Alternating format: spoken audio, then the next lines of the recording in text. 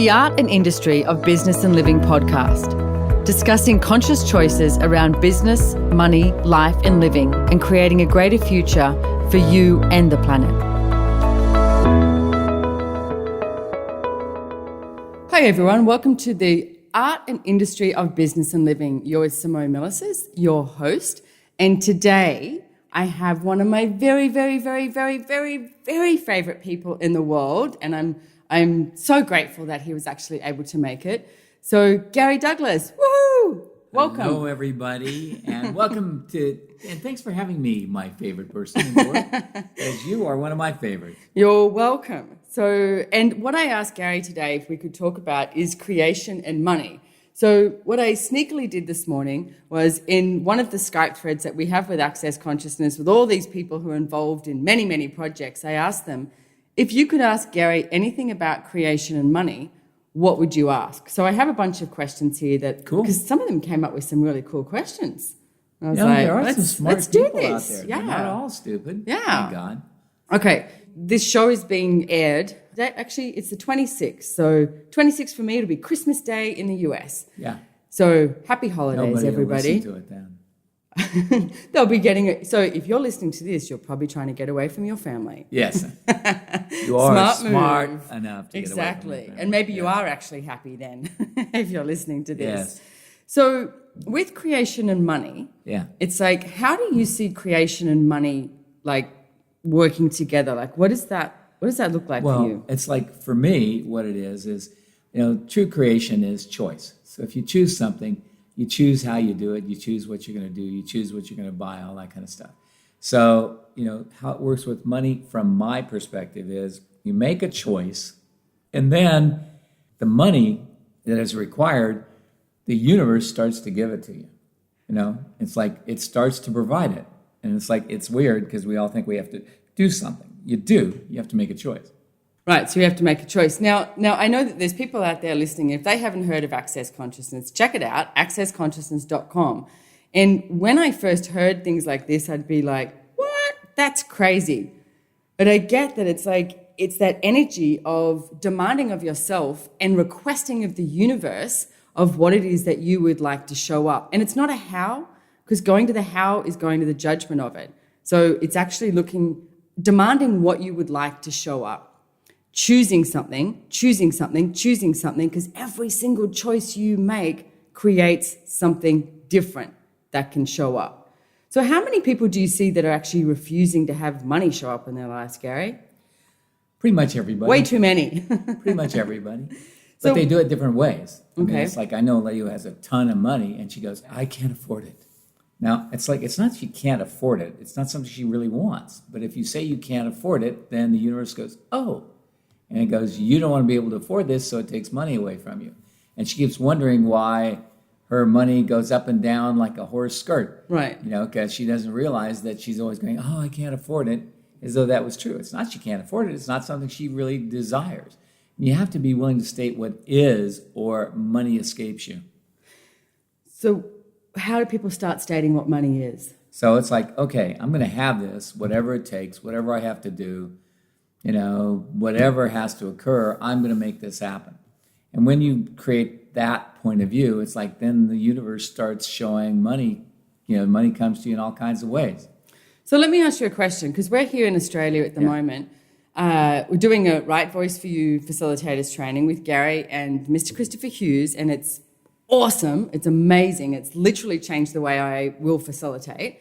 But one of the things that occurred yesterday, people were mucking around in class, and there was this auction going on for something that might add to their lives. But I noticed when people were auctioning, and it was like $200, $500, $1,000. And when it started to get to this amount of money, it's like there's this weird energy that shows up in people's universe, like it starts to get really crunchy. Or is it that they're going to the how? Is it they start going into, can I afford it? How can I afford it? What's it going to take? What am I going to have to do? What am I going to have to sell? It's like to try to come to solutions about how to get money rather than just asking for it. So is that when people play it safe with money rather than... It's where they actually don't believe that money is easy. It's like money is easy if you just are willing to ask for it. Asking you shall receive, so it says in the Bible, actually works. I had sort of gotten over all the rings and things that I had, and I was going, "Yeah, I'll just sell them. Who cares?" And so everybody else decided I couldn't do that. So they decided I had to not do that, and they bought my rings back for me after I decided to sell them.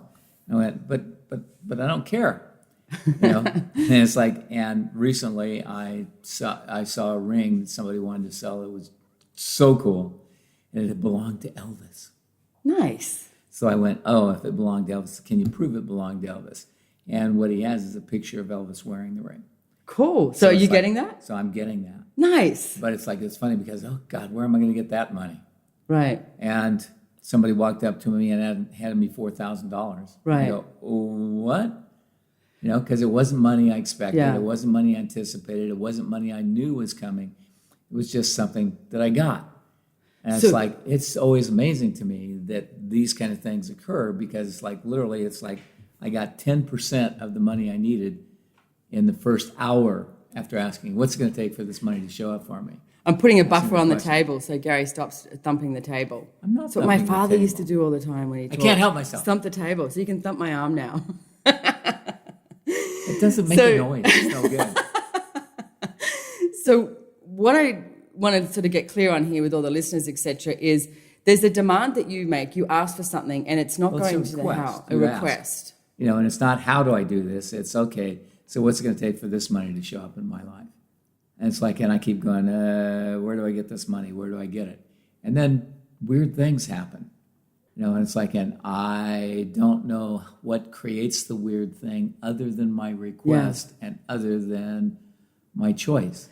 No, I've seen that happen in my life so much too. And it's interesting, even when I was, hugely in debt, I still had money show up. And I mean, I'm always talking, it's like, must be a different blood running through my veins or something, because money is showing up whether I have money in debt or whatever. It's like, I still just create it. But I've never actually created for money. The money shows up from creation. But it's like, it's the choice you make. Sorry, I just thumped the table again. I'm trying not to thump, and I love thumping. So it's like my nickname was Thumper when I was younger. And because You're like a rabbit. I'm like a rabbit. And besides that, I used to do that all the time on every piece of furniture. So were you like a pen clicker as well? No pen clicker. No pen clicker. Just, like moving your fingers. Because, it's like as a little, overamped OCD, ADHD kind of guy, I was just amped all the time. So I had to move. I couldn't sit still. Yeah. We would say, sit still. And so I'd sit still and I'd go, you got to move something. I got to move. So, so the thing is, it's like when you get clear that, it's like you go, okay, I would like to have this, or what would it take for this to show up? All of a sudden, things start to change. And you don't know what makes the change, but you stop having the point of view, oh, I can't afford this. I mean, in truth, can I afford this ring? Not easily. Can I afford it? Yeah, if I give up a few things. Would it be fun to have it? But it would be fun to have it. Yes. Something that belonged to Elvis? Oh, yes. Which I see so many people don't allow themselves to actually have the fun and joy with money. Well, it's like, but the thing is, if you're not having the fun and joy of money, you're not actually having money. Right. Because the purpose of money is to change lives. Okay? It's like, it has no other purpose. Tell me about that. Well, it's like if you use your money to change people's lives, it's like, it's an amazing thing to watch their lives change. I know I had a friend who wanted to buy this car. And she said, oh, God, I wish I could afford a car like this someday. So it was a car that Dane was going to sell. I said, how about if you and I give it to her? And he says, okay, good. And so we got it. She had driven it back from Texas for us. So we said, okay, here, can you take care of this for us, please? And she goes, what? What do you need me to take care of? I said, here, I'd like you to change the registration. Oh, yeah, how would you like me to do that? Into your name? Changed her whole life. It's like you could see her go click, click, click, click, click, and all the places where her whole life she had never been able to afford a great car like this one, that she always had to have a VW van and she had to have, but it was never about having a car that was fun. It's like all of a sudden her whole world unscrambled and changed. And I've watched this happen again and again and again. You give somebody money, and it's like, and they will go, what? And it's like, they don't think they deserve it. Just like, I don't think I deserve money. I like money. Deserve it? No. But do I deserve air? No, but I breathe it. Exactly. And you got to get that money is like air. You just breathe it in and you breathe it out, and it all works. Well, I've seen also, changing someone's life with a car is friggin' awesome. And it doesn't have to be the cost of a car either. I remember last year, the guy who mows our lawn, we gave him a case of beer for Christmas. Yeah. And I think we gave him $50 or something like that. But it totally blew him away because and we found out later, his reality is Corona is too expensive. You don't drink Corona beer because it's too expensive. You drink cheaper beer. So to him, having a case of Corona, like we were just like, that's the beer we have in our house, Yeah. So, but to him, it was just like over the top. So it wasn't even much money. Oh, no. But he was just so surprised and shocked. And I see what happens is people have to start to receive themselves more. Yeah. And they also begin to realize, I don't have to function from this sense of poverty. Years ago, I was in Pennsylvania, and I went into this donut shop because we were too early for an appointment. So I asked for 2 cups of coffee and 2 donuts. And the lady brought over, like 1 cup of coffee and a spoon. And then she brought up, it's like, I said, ma'am, do you know that there's an easier way to do this? And she said, there is? Ow. And she started to cry. And I went, you do this. And then you take your finger and put it through the 2 holes in the cups. You hold them like this. You put 1 donut here, 1 donut here. You got the cream and the sugar and the spoons in this hand, and you're done. 1 trip. And I went, what's wrong? What's going on? Yeah. And she said, I just got divorced. I was married for 25 years, and I don't know how to do anything except be a housewife. I said, well, this is not that hard a job. You're being a waitress. Not that much different. I said, but just know you'll be okay.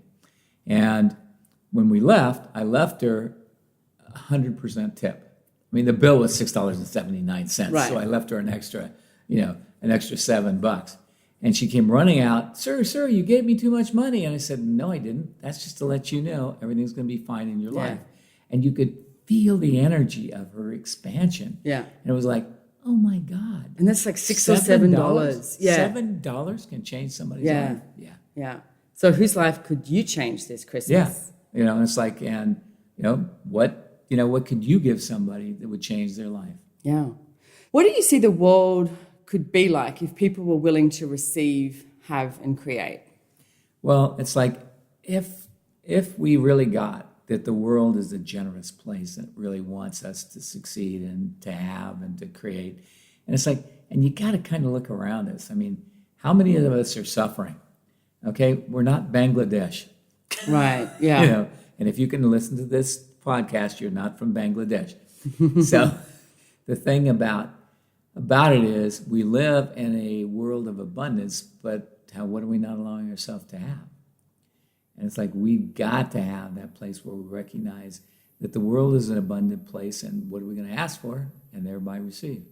But you got to ask if you want to receive, and you got to be willing to recognize that it's an abundant world that desires to contribute to us.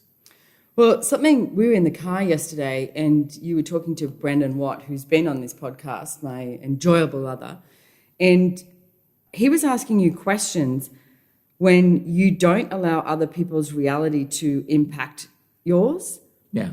And that totally changed Brendan for sure. His whole life just like flipped and changed, because I can see when someone else is tweaked, he starts to buy into their reality. Well, he tries to figure out how to change it because they're tweaked, and how do you change tweak?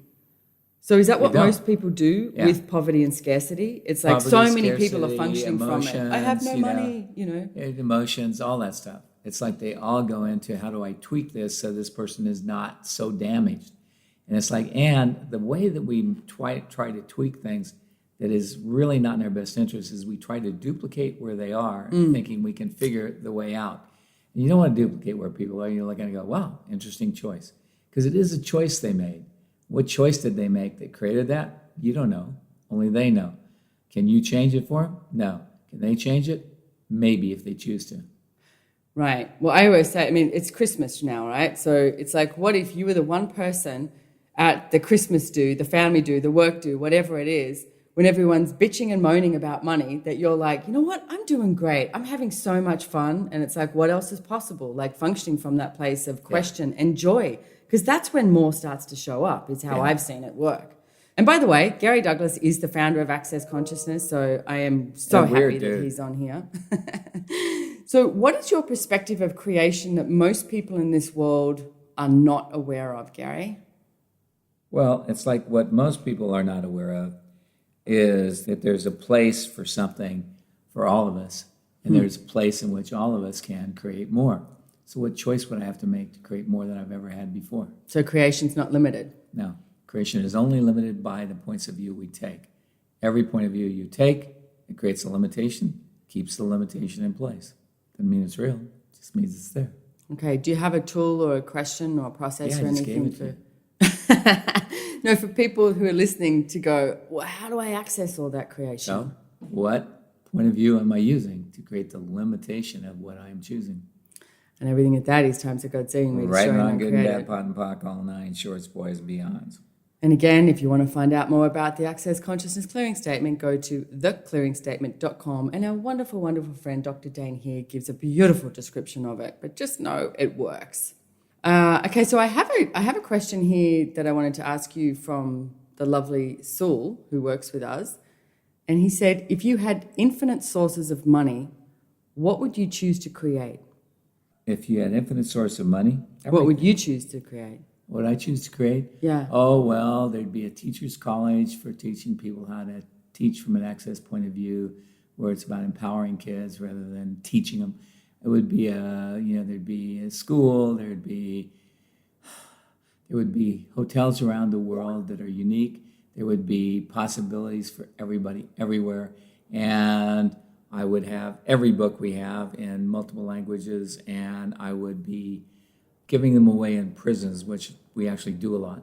We do. Yeah, Wendy Mulder just took some for prison up north, Queensland.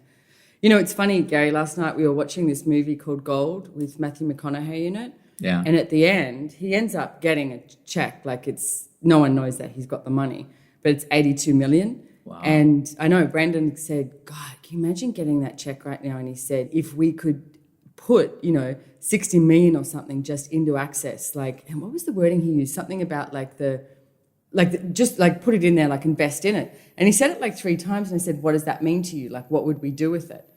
And pretty much everything that you just said is what Brendan was saying. He said we would start the schools. We would have all the books translated in every language. We would, have the places that people could go to.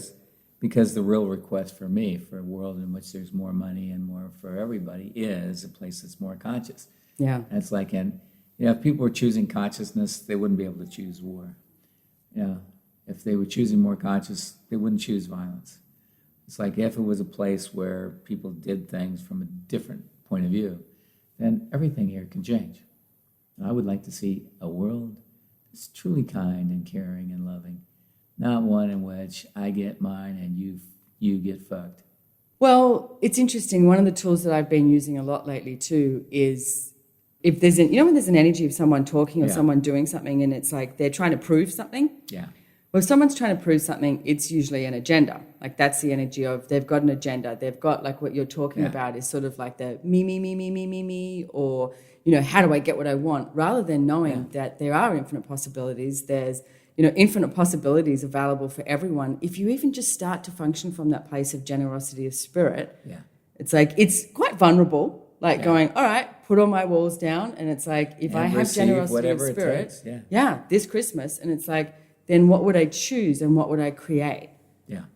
Not buying into everybody else's reality, which, as we mentioned, is so much from that poverty and scarcity and, how do I get mine? Well, everybody here makes it more real that there is not enough. And yet you look at the world and there's enough for everybody. The only thing there's becoming not enough of at the moment is clean water. But even that will change. So, okay, I don't know why you just got me then on that clean water thing. Okay, so what do we need to know about that? Well, it's like what Because you I need see to that know about occurring. that is, And yeah. it's like water is the most expensive thing on the planet. You buy bottled water. Yeah. And the funny part about it, everybody thinks they're getting better water by doing that. The truth is that it's like it creates as much or more pollution to actually bottle the water and filter it and do all that stuff to it as it does to run a car. So you're creating the same amount of pollution for that one little plastic bottle you bought as you would have with driving a car for an hour. So it's like, what is it we need to look at different? What do we need to look at in a different way? What are the choice do we have? Personally, I have developed my camel skills, and I don't drink that much water anymore. That is true. Gary does drink hardly any water. Whereas I think myself and Brandon and Dane must have died of thirst in previous lifetimes because we're never without water. Yeah, you guys spend too much time in the desert. So then I know that this show is about creation and money, but in truth, creation is a much larger... Creation and money is really about, if you're really going to create and you're going to create money, you have to be willing to be whatever it takes. So you want to ask the question, what can I be today that can create more money right away? What can I be or do today to create more money right away? And everything doesn't allow that to show up times of God's doing, right and wrong, good and bad, pot and pock, all nine, shorts, boys, and beyonds. And I would also ask and leave you with the question as well. It's like, if you were coming out of judgment, it's like, what would you create today? Instead of waking up over this holiday season, the happy holidays where no one's happy, it's like, instead of having that litany of judgment that you wake up with, it's like, if you ask, if I was creating my reality today, what would I choose? Well, it's like, for me personally, I watch a lot of these Christmas shows and cry. I know, but they're so sweet because that's what it should be. Yes, I know. I cry because it isn't that. No, yeah, exactly. I don't cry because I'm sad. I cry because, God, what would it take for it to be like this? Well, many, many years ago when you were in Santa Barbara, I actually went to your place for Christmas once, and I remember being upstairs and I was coming down, I was just crying, and I think it was you or Dane just said, what's wrong? And I was like, nothing. And I was like, but this is amazing. And I was like, this is what Christmas should be, is people hanging out with each other who are grateful for each other, who are not judging each other, and they have a generosity of spirit and an honoring of everyone around them and what's occurring, not what you should be doing, what you shouldn't be doing, or, the wrongness of whoever, which is pretty much what I grew up with at Christmas. Well, it was like one of the scariest days in the world. Yes, that's what pretty much everybody's Yeah. And it's like my family didn't have that, but we had food. Oh, my God, the amount of food I had to eat.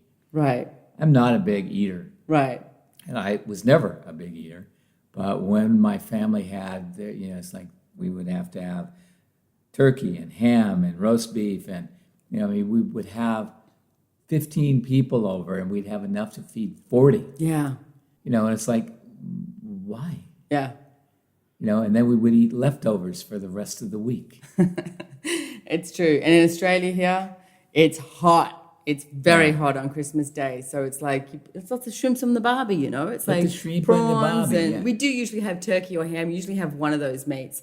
But usually either in water, in a pool if you can, or the beach, etc., or a river, anything, or inside in air conditioning because it's friggin' hot. It's one of the hottest days of the year usually. So it's a very different summer. Christmas. I'm actually spending Christmas this year in Japan, so I'm going to have a white Christmas, my first ever. Wow. So I'm very thrilled about that. Get white to build Christmas, a snowman. everybody should have at least one white Christmas in their lifetime. I think everyone should have a convertible car at least once in their lifetime too. I agree. So Gary Douglas, thank you so much for joining me here today. Thank you for having me on. You're so welcome. And if you want to find out more about Access Consciousness, you can go to accessconsciousness.com. If you want to find out more about myself, SimoneMilasas.com. And if you like this podcast, tell your friends, tell your foes, tell your family. And if you don't, send it to all your enemies. Exactly. So thank you so much for joining us and have a Merry Christmas. Bye-bye. Bye-bye.